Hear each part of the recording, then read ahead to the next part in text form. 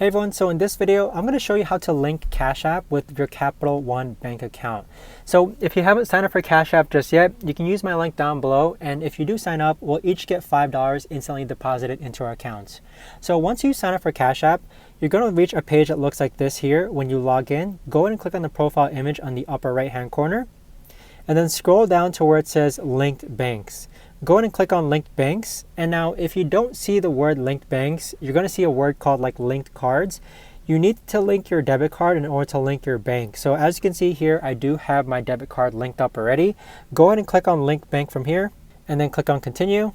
And then from here, you can see all the banks and institutions. So you want to go ahead and look for Capital One, which is on the right hand side. And then from here, the prompts are pretty straightforward. You're just going to log into your Capital One account and then select the boxes, checkings account or savings account that you want connected to Cashapp itself. So that is how you link your Cashapp account to your Capital One account.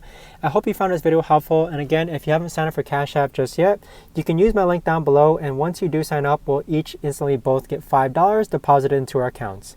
Thanks so much for watching, and I'll see you guys all in the next video. Take care.